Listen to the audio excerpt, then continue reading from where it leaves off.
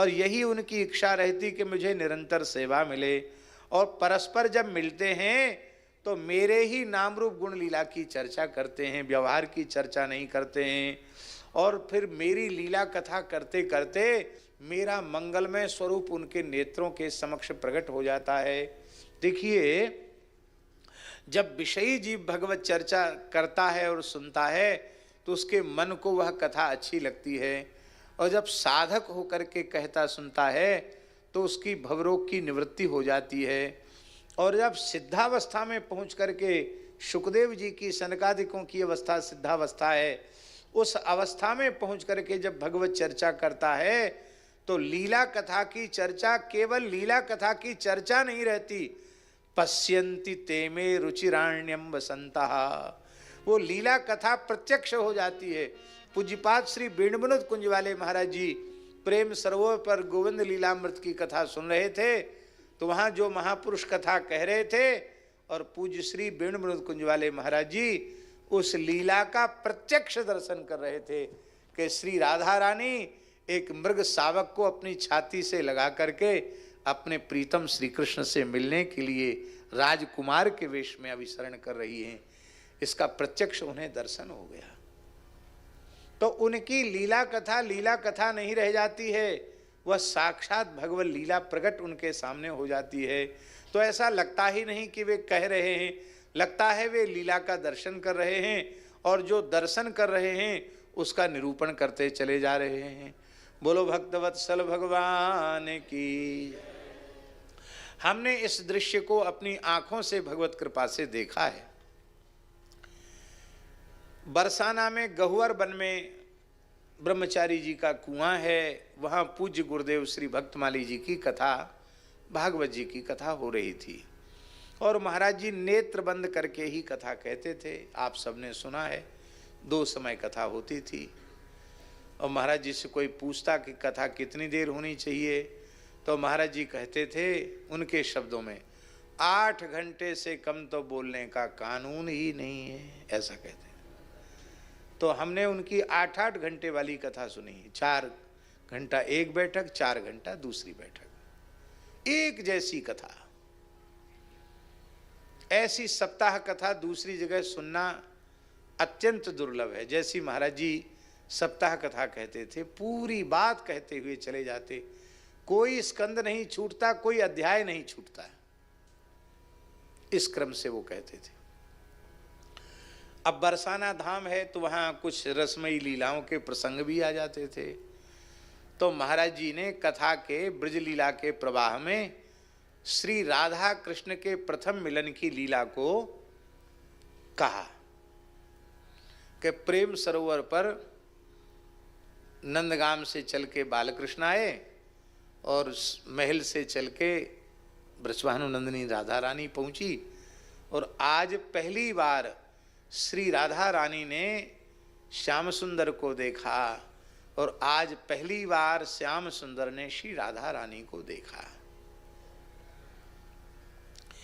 इसी स्वरूप में वर्णन कर रहे थे, कोई बहुत बढ़ा चढ़ा के या लच्छेदार भाषा में, ऐसा नहीं, बस आंख बंद करके बोल रहे थे, आज प्रिया जी ने पहली बार अपने प्राण जीवन धन को देखा, प्रियतम को देखा, और आज प्रियतम ने अपनी नित्य प्रिया को देखा। बस इतना कह पाए, और गुरुजी कहते ही अकस्मात बड़े तीव्र वेग से पूज्य गुरुदेव भक्तमाली जी के शरीर में प्रेम के सात्विक भाव प्रकट हो गए। इतने तीव्र प्रकट हुए कि उनका सारा शरीर थर थर कांपने लग गया। उन्होंने सामने की चौकी पकड़ी तो पूरी चौकी हिलने लग गई। नेत्र खोल ही नहीं सके, कंठ की नस उभर आई, नासिका फूल गई, एकदम रक्त जैसे नेत्र हो गए और अश्रु बहने लगे, अत्यंत व्याकुल हो गए। मने अब हम क्या कहें, हम प्रत्यक्षदर्शी हैं उस घटना के, कि जैसे ही महाराज जी के भीतर उस अद्भुत प्रेम की अभिव्यक्ति हुई तो गुरुजी वहाँ जितने लोग बैठे थे सबके अश्रुपात और कंप पुलक आदि होने लग गया। माने भैया जी वो जो प्रेम का प्रभाव था वहाँ बैठे हुए लोगों पर पड़ गया। अभी आधा पौन घंटा कथा शेष थी, पर महाराज जी प्रयत्न करके भी कुछ न बोल पाए, केवल कांप रहे थे थर थर। थोड़े नेत्र खोले तो नेत्र एकदम लाल थे, मेरी ओर उन्होंने देखा तो हम समझे कि महाराज जी कीर्तन के लिए कह रहे हैं। तो हम भी कीर्तन करने लगे, गोविंद जय जय गोपाल जय जय। हम तो कोई प्रेमी तो हैं नहीं, प्रेम की गंध भी नहीं है, पर वो महाराज जी के उस स्वरूप को देख के हमारे भी रोना आ गया, हमारा भी गला भर आया, हम भी कैसे बोलें। तो हम भी कीर्तन कराने में समर्थ नहीं हो पाए। और उसी स्थिति में कथा का, पूर्वाह्नकालीन कथा का विराम हो गया। महाराज जी उठे और अपने कक्ष में जाकर सीधे पौड़ गए।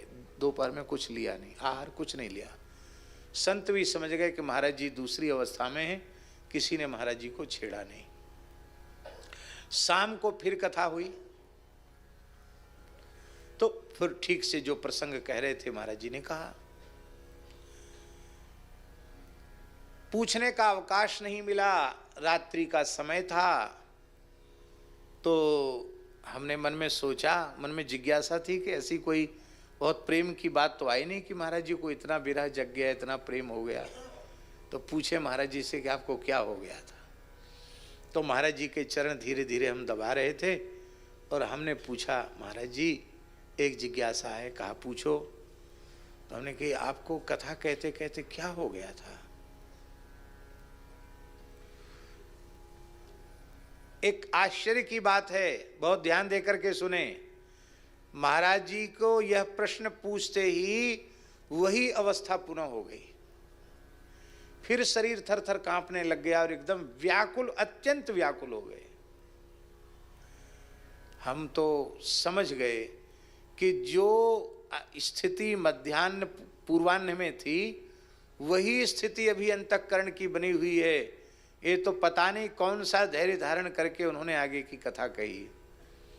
अंत में महाराज जी ने अत्यंत गदगद कंठ से कहा, पंडित जी मेरी स्थिति दूसरी है।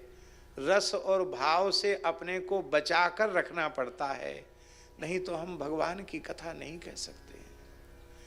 कहाँ हम लोग सोचते हैं कि रस और भाव का स्पर्श हो जाए।